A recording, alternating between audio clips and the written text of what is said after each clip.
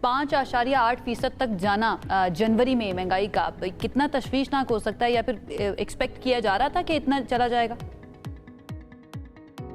जी बिल्कुल एक्सपेक्टेड ही था ये, और ये तशवीशनाक बिल्कुल नहीं है। मैं क्लियर करना चाहूंगा, रिकॉर्ड लो इन्फ्लेशन नंबर्स हैं इस साल, और ऑन एन एवरेज पाकिस्तान की इन्फ्लेशन 8, 9, 10% के आसपास रही है।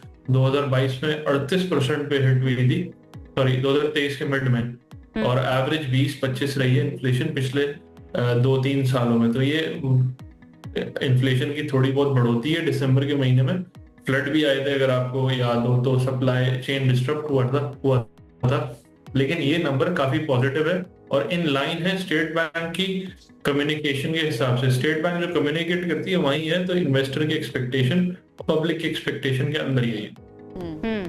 तो इसको हम किस तरह से देख सकते हैं? क्या ये आर्जी तौर पर है जो इन्फ्लेशन का नंबर है, या ये आगे प्रोलॉन्ग भी कर सकता है, कई महीनों तक भी रह सकता है? देखिए, इन्फ्लेशन का नंबर काफी छोटा है। अगर आप रिफ्लेक्ट करें, यूएस में इन्फ्लेशन 3 से 4% है अभी, हमारी सिर्फ 4.5-5% आई है। तो स्टेट बैंक ने गाइड किया कि 5 से 7% के बैंड के अंदर रहेगी और टॉप ऑफ द बैंड रहेगी, क्योंकि बेस इफेक्ट होता है, क्योंकि पिछले साल 0% भी गई थी इन्फ्लेशन, और ये इन्फ्लेशन का नंबर पिछले साल सेम मंथ से ही कंपेयर हो रहा होता है। तो एक साल में 5.5% बढ़ी है, और मैं इसमें डिटेल भी बता सकता हूँ क्या एग्जैक्टली बढ़ा है। और पिछले साल के मुकाबले में जो चीजें इंक्रीज हुई हैं वो लार्जली फूड आइटम्स में है। थोड़ा वीट और चिकन की प्राइसेस इस महीने बढ़ी थी पिछले साल के मुकाबले में, और बिजली का bill apparently Pakistan bureau statistic की वजह से बढ़ा है। बाकी नॉर्मल चीजें हैं और इन्फ्लेशन इन द बैंड, जिसकी वजह से स्टॉक मार्केट और चीजें इसको पॉजिटिवली ले रही है। ठीक है, लेकिन हमने ये भी तो देखा था ना पिछले 2-3 दिन, क्योंकि कल भी हमने जब सेगमेंट किया था तो मार्केट के अंदर थोड़ा सा दबाव चल रहा था। आज भी ऐसी ही सिचुएशन स्टॉक मार्केट के अंदर देखी जा रही है, स्पेशली जो पाकिस्तान के अंदर कुछ इंसिडेंट्स हुए हैं उसके बाद कहा जाता है कि दबाव और आ सकता है। आज क्या सिचुएशन है मार्केट की?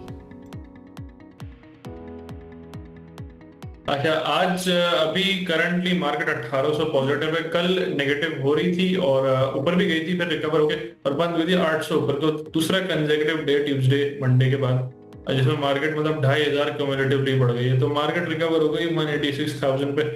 रिमेंबर, मार्केट का हाई 190,000 के आसपास है, तो ये नियर ऑल टाइम हाईज ही है, और ये रिफ्लेक्ट कर रहा है इन्वेस्टर का सेंटिमेंट कैसा है इन सारी चीजों को देख के। और आपने जैसे इवेंट का, बिल्कुल बहुत ही खौफनाक इवेंट हुआ है, हमारी फोर्सेस ने इसको अंडर कंट्रोल फौरन ले लिया था। वहां ही जो भी थ्रेट्स थे न्यूट्रलाइज हो गए थे। तो मार्केट्स का और इन्वेस्टर्स का अपनी फोर्सेस पे बिलीफ है, और स्टेट बैंक और अथॉरिटीज उन पे भी यकीन दहानी है, तो इसलिए मार्केट ने पॉजिटिवली रिएक्ट किया पीर और मंगल के दिन। अच्छा, थोड़ा सा मैं गोल्ड के बारे में बात करना चाहूंगी, क्योंकि प्राइसेस जो हैं बड़ी फ्लक्चुएट की हैं पिछले एक हफ्ते में या 1.5 हफ्ते की हम बात करें। गोल्ड में इन्वेस्ट करना इस टाइम पर राइट नाउ ये सेफ चॉइस होगी लोगों के लिए? देखिए, इतनी ज्यादा वॉलेटिलिटी का जो भी एसेट होता है उसमें तो फिर इन्वेस्टमेंट का आपका जो एलोकेशन है कम से कम कर देनी चाहिए। जरूर इन्वेस्ट करें, क्योंकि एक पाकिस्तानी के लिए और मतलब गोल्ड के अंदर डॉलराइज कंपोनेंट भी होता है मौजूद, और फिर एक ऐसी कमोडिटी है जो दुनिया में एक जिसकी सप्लाई डिक्लाइनिंग फेज में। जैसे पाकिस्तान में बहुत बड़ा रिकोटिक की कॉपर एंड गोल्ड माइन पाई गई है, जिसपे काम हो रहा है काफी, लेकिन जितनी वॉलेटिलिटी है इन्वेस्टर्स को नुकसान भी इतना ही हो सकता है। तो थोड़ा सा दूर में, जब तक स्टेबिलिटी का टाइम नहीं आता तो शायद नहीं करनी चाहिए।